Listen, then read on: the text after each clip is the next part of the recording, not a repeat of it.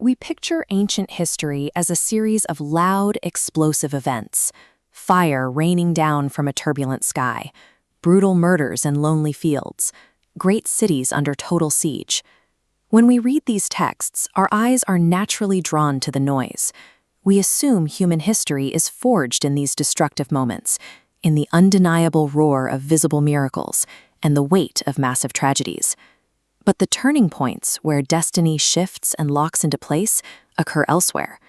They happen when the noise stops. History pivots in the pause that hangs in the air after a warning is given, or a supernatural presence fades. It is the gap of time where a human being must decide what to do next. By examining these specific moments, we can see how the trajectory of an individual or an entire civilization is decided by the choices made inside that quiet. Consider Cain in his field. After his sacrifice is rejected, God speaks to him directly. He warns Cain that sin is crouching at the door and gives him a specific choice to master the anger building inside him. The text records a chilling detail about Cain's response. He says nothing. No defense, no confession, and no argument. He meets his Creator with total silence. In that unacknowledged quiet, Cain allows his jealousy to grow. Without a single word spoken to resolve the conflict, that internal darkness leads directly to the first murder in history. Years later, at the edge of the Jabbok River, we see a different kind of quiet. Jacob, a man who has spent his life using deception to get ahead, finds himself alone in the isolated stillness of the night. Jacob is met by a divine presence, sparking a physical wrestling match that lasts until dawn. This struggle is the limit of Jacob's ego. He is finally coming to terms with the man he has been, forced into a confrontation he cannot talk his way out of. The weight of that lonely night forces total honesty. Jacob surrenders his reliance on his schemes, and in that submission, his identity becomes Israel. Silence is an amplifier. For Cain, it provided the space to commit a violent act. For Jacob, it was the environment needed to strip away a false identity and find truth.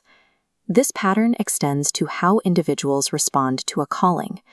Elisha witnessed his master, Elijah, being taken into the heavens in a whirlwind of fire. When the sky calms and the wind dies down, a deep silence settles over the landscape. There is no more fire. There is only a simple mantle left in the dust. Elisha had to make a decision in that quiet.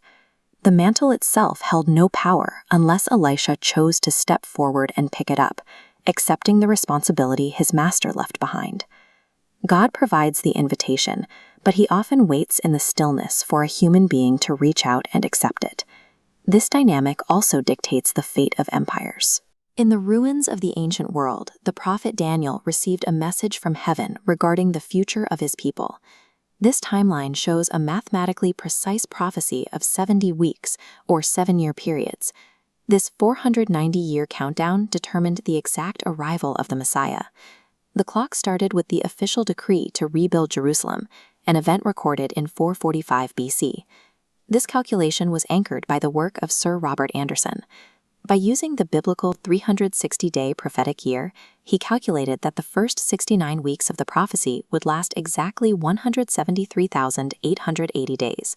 When tracked forward from the decree, that countdown locked onto a single date, April 6, 32 AD. This is the precise day Jesus Christ rode into Jerusalem as a king. But the people rejected him, and the Messiah was cut off, just as Daniel predicted. This led to the Roman destruction of the city in 70 AD, an event carved into the stone of the Arch of Titus. Because of this rejection, God's clock stopped. It left the prophecy unfinished, creating a massive break in the timeline before the final 7 years, a period we call the prophetic gap. We are living inside this historical silence right now. This 2,000-year delay provides a window of opportunity for the rest of the world to respond to God before the countdown resumes. Silence is not an empty void. It is the environment where we exercise our agency. God sets the stage and provides the warning, but he consistently steps back to leave room for human choice.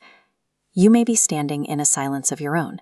You could be nursing a grudge like Cain, wrestling with your true self like Jacob, or simply waiting in the historical gap of the modern world. But the pause is temporary. Eventually, the clock will resume, the mantle must be picked up, and the consequences of our hidden decisions will arrive. When the noise of the world drops away,